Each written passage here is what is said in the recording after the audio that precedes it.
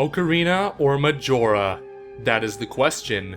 Since the launch of the two games for Nintendo 64 in 1998 and 2000, the Zelda fanbase has been heavily split on which of these two masterpieces is the best game.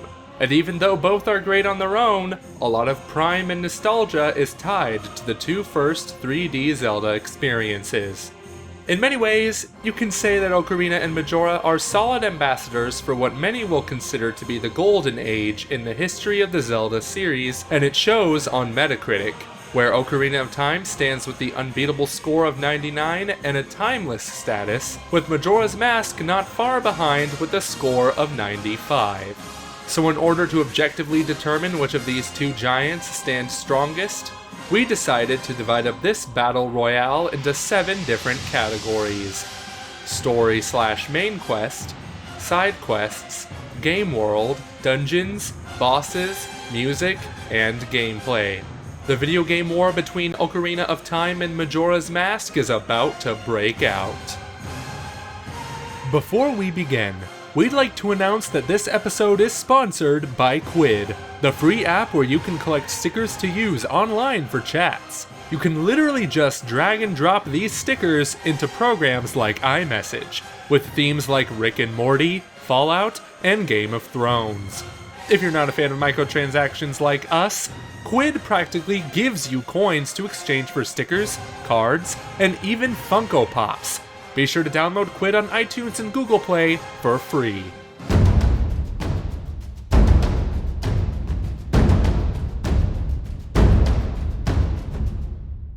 Ocarina of Time and Majora's Mask are radically different games with a completely different premise, pacing, and way of conveying story elements to the player. Ocarina of Time is a classic example of traditional storytelling in a video game, where cinematic cutscenes and moments with long lines of dialogue and solid pacing move the story forward to the next objective, character, or dungeon. You can say that there are 7 acts to Ocarina's flawless way of building up and telling, beginning from being called by the Great Deku Tree, being introduced to Saria, Hyrule, and finally Princess Zelda and Impa in the opening act, who leads you over to the second act. This one begins with Impa informing you about the objectives and leads the way to the Gorons and Zoras, where Link befriends Darunia and Princess Ruto to collect the remaining spiritual stones. The third act is the turning point of the plot, where Link, or we as the player, are set on a trial in the form of Ganondorf's coup d'etat, Zelda tossing the Ocarina of Time, Link pulling the Master Sword upon he, in a genius plot twist, is trapped in the Master Sword and wakes up 7 years older in a destroyed Hyrule ruled by Ganondorf. In the same act, we are introduced to the Light Sage Rauru, who grants the first of 6 medallions, and then sends Link to meet a new mysterious character. The first appearance of Sheik turns the page to the 4th act of the game, where Sheik informs Link about the cursed temples and hardships ahead. This act, which lasts from the moment you leave the Temple of Time and witness the ruined castle town, through the race against Dampé for the hookshot, beating the forest, fire, and water temples to awaken Saria, Darunia, and Ruto as sages. On the way, Link is taught different songs from Sheik, who, after the water temple, does everything in her might to prevent Bongo Bongo from escaping the bottom of the well. It is at this point that we transition over to the 5th act, where Link has to return to the past to claim the Lens of Truth in order to navigate through the Dark Shadow Temple, and from here, once navigate your way through the desert and again return back to the past in order to clear the child section of the Spirit Temple, and then return back to the future to complete the temple and claim the final spiritual stone. With all stones in your possession, we are faced with the second plot twist of Sheik being none other than Zelda, who, upon granting Link the light arrows, is trapped by Ganondorf in his tower. This concludes the 5th act and leads to the 6th act and the climax of the game inside Ganon's tower, and then the battle against Ganondorf, escape with Princess Zelda, and ultimately the final battle against Ganon, where Link has to fight the King of Darkness for the most part without the Master Sword.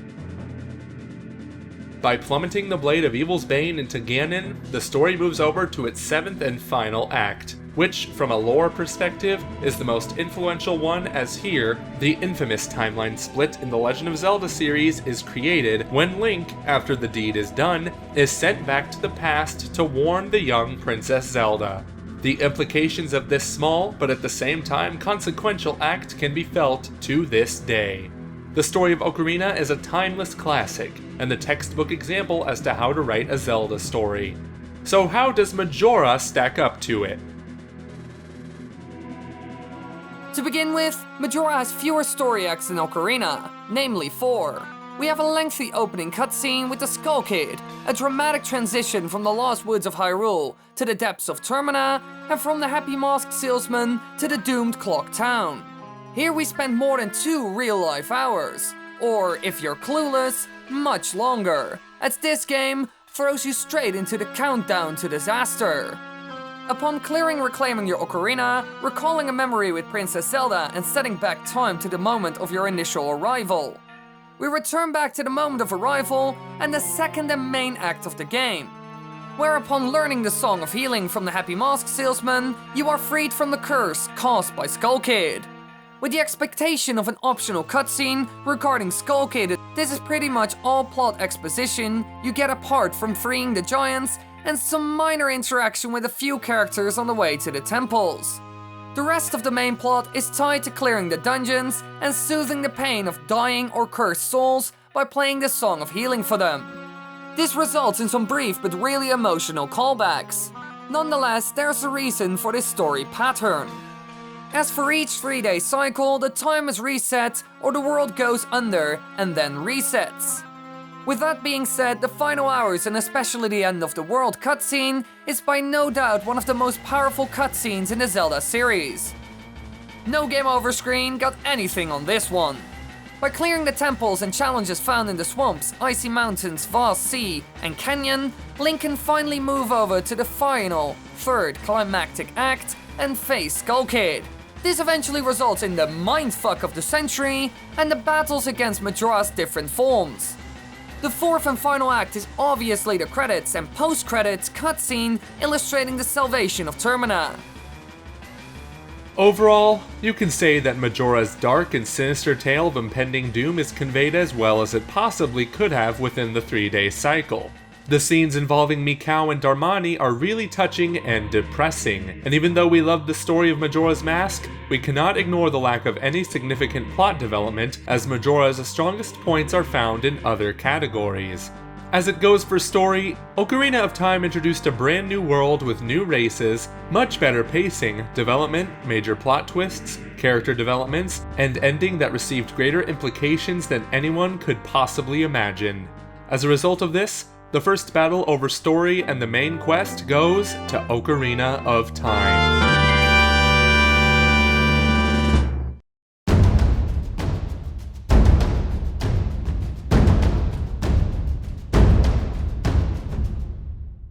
Both Ocarina of Time and Majora's Mask have 2 of the best, well-crafted, and most memorable multi-stage side quests that are still referenced as the way to do side quests in RPGs. But as such, which one has the best blend of activities in between quest plots and dungeons? Ocarina of Time had a number of excellent side quests, such as the Happy Mask Salesman Mask quests in the past, and the quest for Epona at Lon Lon Ranch and for the Big Goron Sword in the future.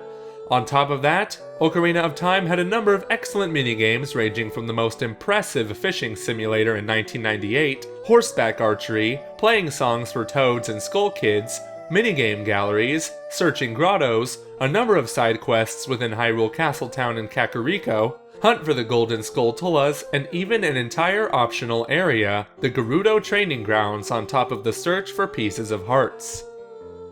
Majora's Mask, on the other hand, sacrificed some forced story to perfect its rewarding time-based side quests.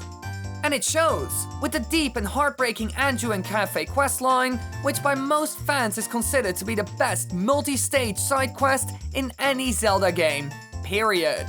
With many more multi-stage time-based side quests in and around Clock Town, with powerful and useful masks as rewards.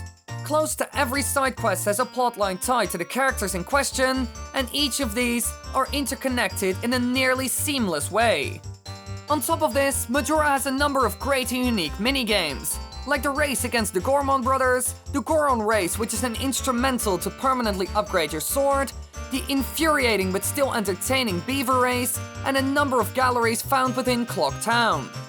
Ocarina of Time side quests are solid, but got nothing on a game that is primarily, 75%, built around time-based side quests.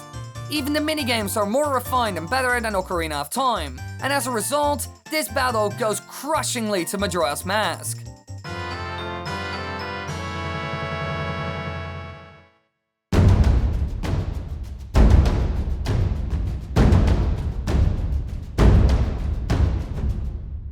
The first two 3D Zelda games are renowned for their varied provinces rich in unique enemies, races, and traditions. But which of these has the better functioning world?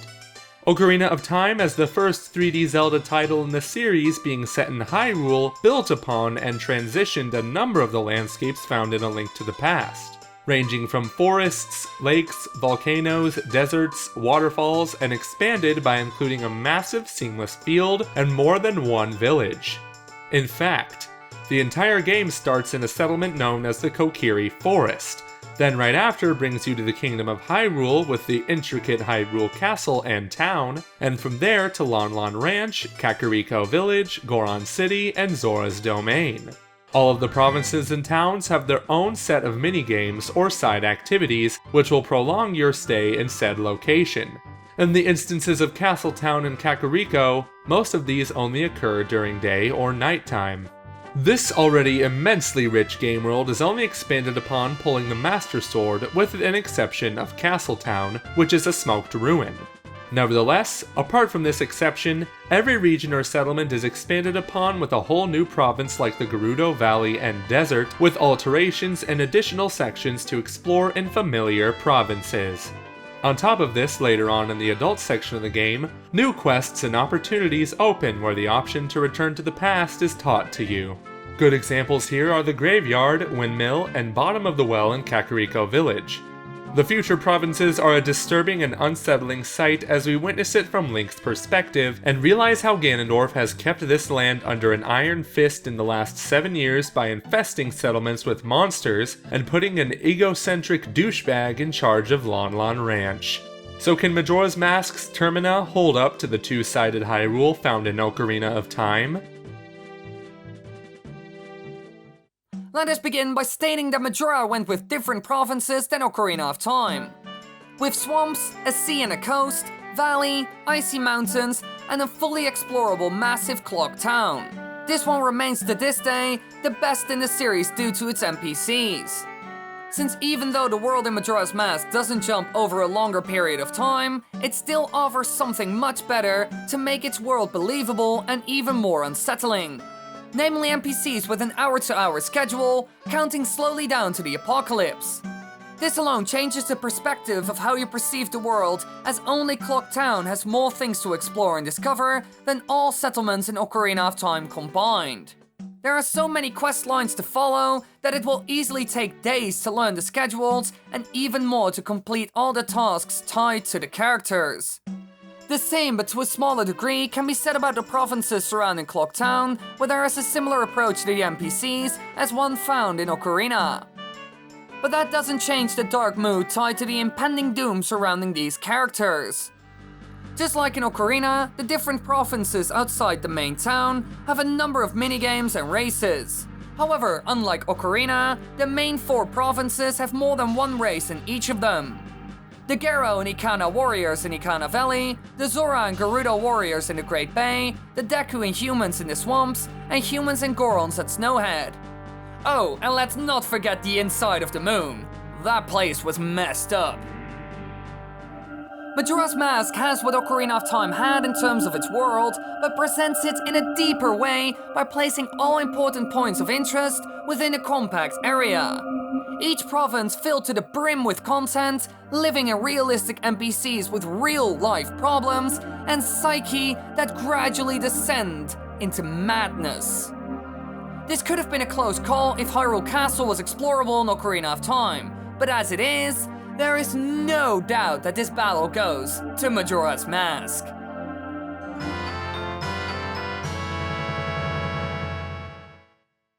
So dungeons are up next. Who do you think will win? But before we reveal that, we want to inform that Quid, who is making this video and our upcoming large new series possible, gives you new stickers from shows like Adventure Time, Twin Peaks, and Game of Thrones for free. It is just like amiibo content in Breath of the Wild, but unlike amiibos, you don't have to buy any figurines first.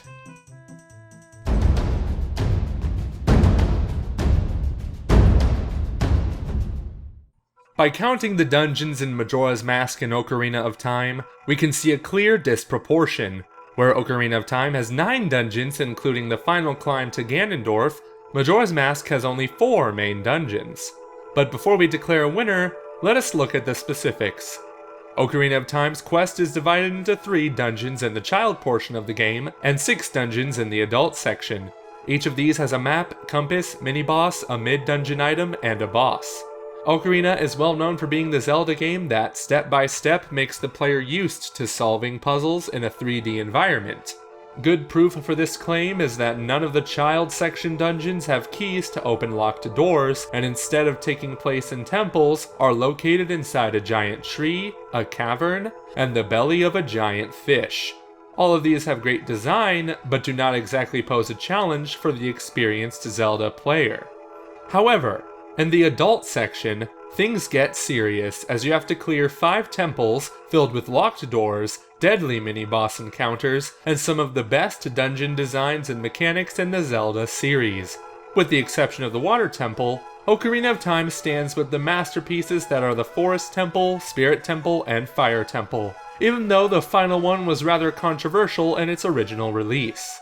With that being said, the linear Shadow Temple is not far behind, and Ganon's Tower marks for the perfect build-up for the final confrontation. On top of this, Ocarina of Time had a number of mini-dungeons including the ever-so-eerie Bottom of the Well, the Ice Cavern, and the Gerudo Fortress. All of these are memorable for their theme, physics, emphasis on stealth, and navigation. Majora's Mask only has 4 dungeons, and it takes some time before you get to them. Even so, when you first get there, oh boy, are they worth the wait. With the exception of the Great Bay Temple, that place sucks. For one, in addition to the map, compass, item, which unfortunately are just arrows, Majora also has stray fairies. By collecting all of these within a given temple and returning them to the Great Fairy Fountain, Link can increase his magic meter, defense, and get the Great Fairy Sword. But enough talk. How do the dungeons in Ocarina of Time stack up against Majora? In short, pretty good. Ocarina of Time may have the Twisting Forest Temple, but Majora's Mask got the Stone Tower Temple. A masterpiece of a Zelda dungeon, divided into 2 sections, and a great mid-game twist. The puzzles in this dungeon are among the best in the entire Zelda series, and the Stone Tower Temple is definitely the dungeon that tests all the skills and transformation masks in the game. The Woodfall and Snowhead temples may not hold the same quality as the Stone Tower Temple, but that doesn't mean that they are bad. Far from it, as these 2 dungeons are massive and challenging beasts with multiple layers and well-designed gameplay sections. Both take great advantage of the Deku and Goron masks and are definitely on par with the Shadow or Fire temples in Ocarina. On top of this, Majora has a number of mini-dungeons beginning from the Pirate Fortress to the ancient castle of Ikana, which even has a proper boss fight and 2 Skulltula houses. Majora also has the Beneath the Well mini-dungeon, but this one is a tedious fetch quest. If it wasn't for Ocarina's number of dungeons in Ganon's Tower, then Majora could have had a chance, as the Stone Tower Temple is incredible, but not enough to deny Ocarina of Time the victor in this battle.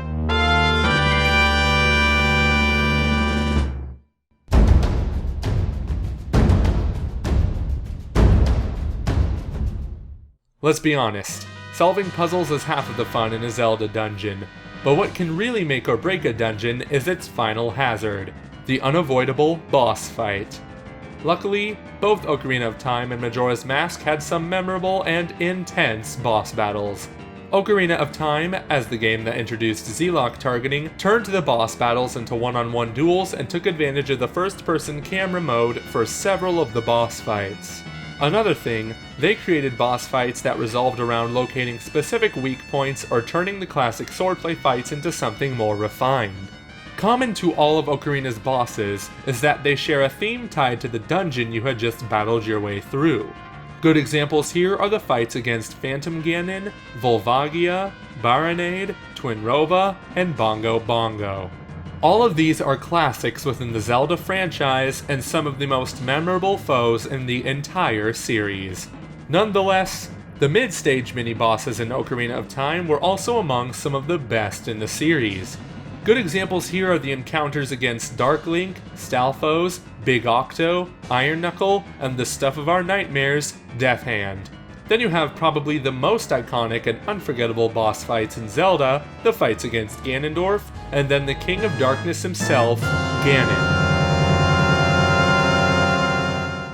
Even so, there are also some low-point bosses in Ocarina, such as King Dodongo and Morpha. Majora's Mask continued the untraditional boss fight style by making all boss fights revolve around transformation masks, in addition to traditional weaponry. You use the Deku Mask to outmaneuver a Dolwa, the Goron Mask to catch up with the brilliantly designed Goth, the Zora Mask to stun Georg, and the Giant Mask to smash Twin Mold. But do the boss fights match the high quality of the dungeons of Majora? Well, both yes and no. Let us explain.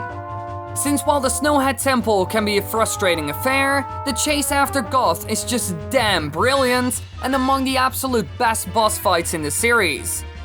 The same can be said about Adolwa, as this sword-wielding Tiki warrior is much more than you would have expected for your typical first boss.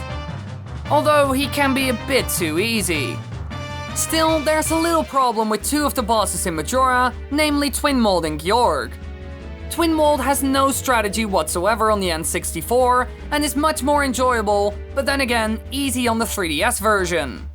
And Georg? Well, Georg is Georg. An infuriating bastard of a boss that will annoy the hell out of you. The new fight against him in the 3DS version is much more enjoyable, but still a source of frustration. Even though the game only has 2 solid dungeon bosses, it in return has a great final boss. The memorable but still a little random fight against Majora's Mask, its incarnation and final wrath. The fight is definitely worth the time to grind through the dungeons, but still lacks a little to the grandeur that are the fights against Ganondorf and finally Ganon in Ocarina.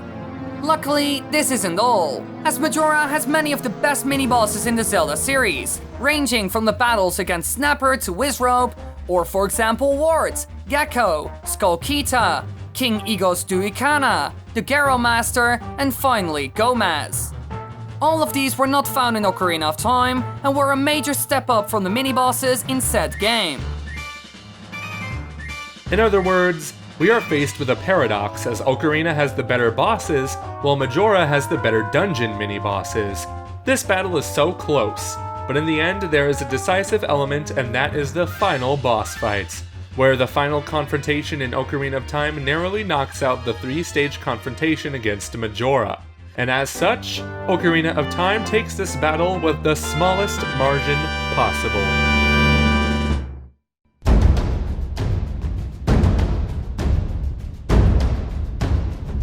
For some games, a solid soundtrack can set the mood or ruin it completely. The first is definitely the case for our 2 contenders, as both were composed by the Nintendo virtuoso Koji Kondo. While Ocarina of Time borrowed or remixed a number of tracks from A Link to the Past, like Kakariko Village or Ganon's theme, it still boasts some of the greatest Zelda tracks of all time. Examples? No problem. Epona's song, Zelda's Lullaby, Kotake and Koame theme, Saria's song, the Song of Storms, and none other than Gerudo Valley were all composed specifically for Ocarina of Time. The same goes for the boss and dungeon themes of the Forest Temple, Spirit Temple, or dare I say, the Fire Temple, which sparked the greatest musical Zelda controversy to date and resulted in the removal of the Islamic chant, leaving the instrumental version alone in later releases for the Nintendo 64, GameCube, Virtual Console, and 3DS. All in all, Ocarina of Time would perform well in this category if it wasn't up against Majora's Mask. Don't get us wrong, Ocarina of Time has a great soundtrack, but Majora's Mask has an even better one. In Majora's Mask, Koji Kondo simply topped his previous achievements. Don't trust us? You don't have to, as the excellent tracks of Clock Town, the Mayor's Office, the Milk Bar, Stone Tower Temple, the Boss Theme, Ikana Castle, Daku Palace, the Bremen Song, the Giant Theme, the Skull Kid Battle Theme, the Final Hours, and dare I say the Song of Healing, were all handcrafted for Majora's Mask.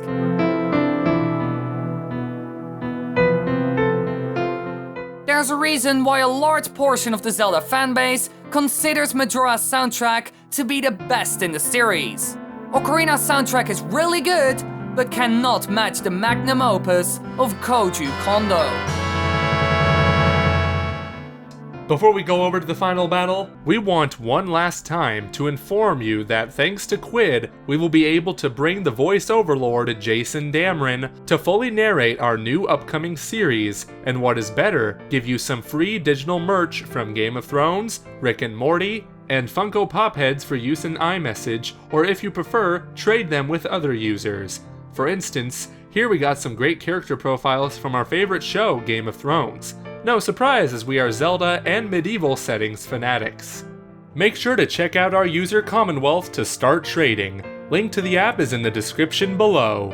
And now, let us have a look at the scoreboard. Ocarina of Time, having won the categories of story, dungeons, and bosses, stands with 3-1 battles, while Majora's Mask has not been worse, standing its ground strong against its predecessor by pulling out victories in side quests, game world, and music. So technically, we have a draw, even though the categories won by Ocarina seem to be of higher importance. But let's not forget that we have one decisive confrontation left.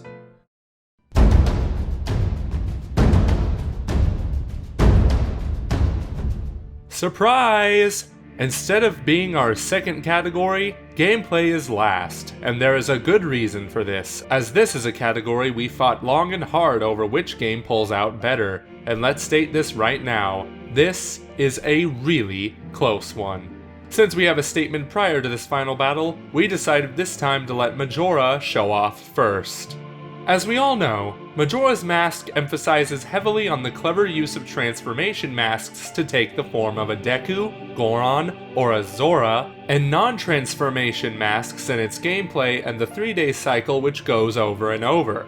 This one can luckily be, to some degree, manipulated through the use of the Ocarina to slow down, skip forward, and reset time to the moment you arrive in Termina. Doing so doesn't only reset all your non-deposited savings, but also unused arrows, nuts, bombs, and fairies and potions found in bottles. This changes the gameplay drastically from other Zelda games, where you keep all your belongings for as long as you are able to not deplete them on your own. Because of this, the pacing and emphasis on character quest lines through the excellent Bomber's Notebook, Majora isn't as streamlined as Ocarina of Time.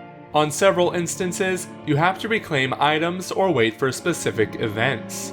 This in turn can also make the gameplay in Majora's Mask much more cryptic and annoying than Ocarina of Time, as you can't progress further onto specific provinces or dungeons upon completing difficult and to some point unclear objectives.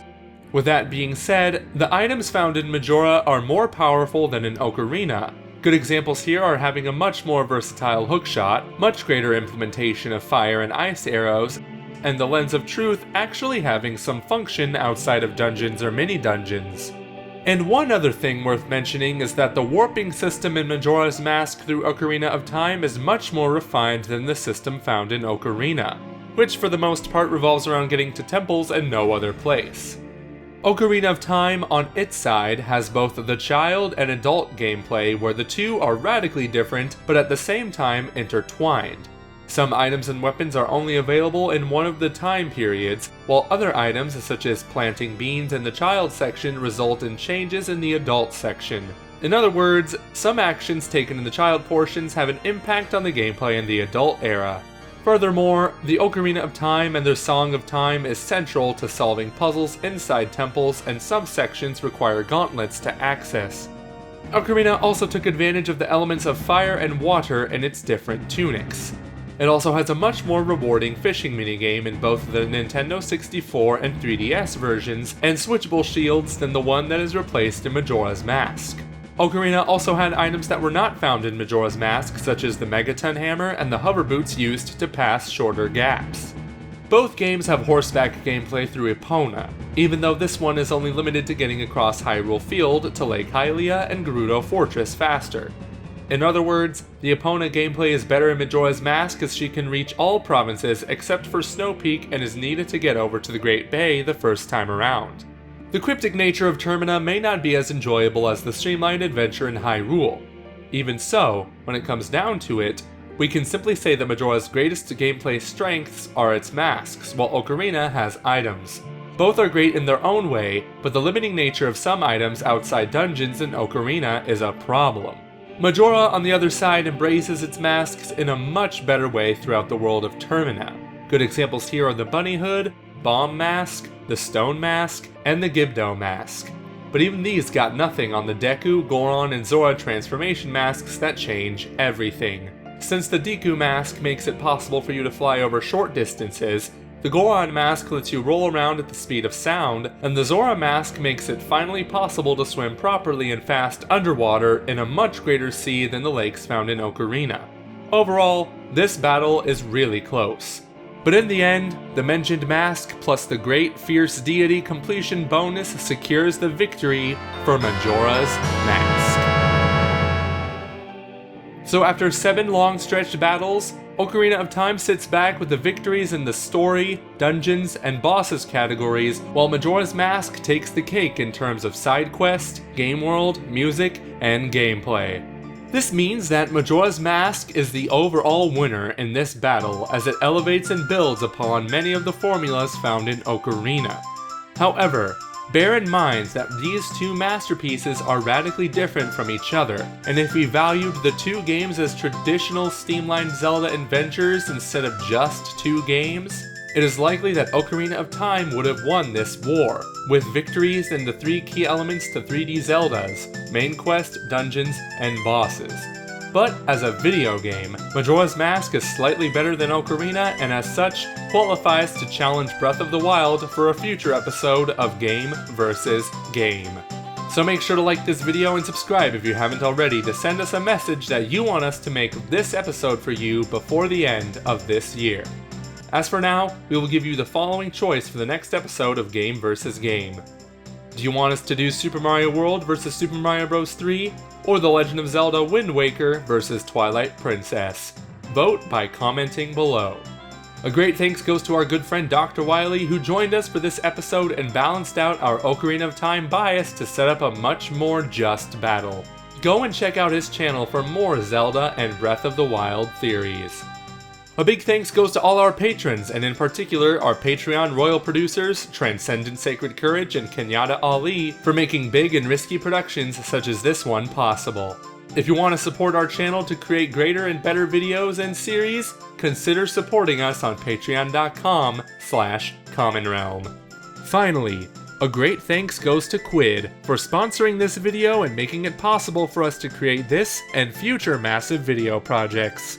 Download Quid today to replace your overused emojis with something much more valuable from some of the best shows out there like Game of Thrones, Rick and Morty, Adventure Time, Steven Universe, and games like Fallout in your communication with friends and close ones.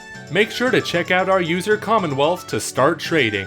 Link to the app is in the description below.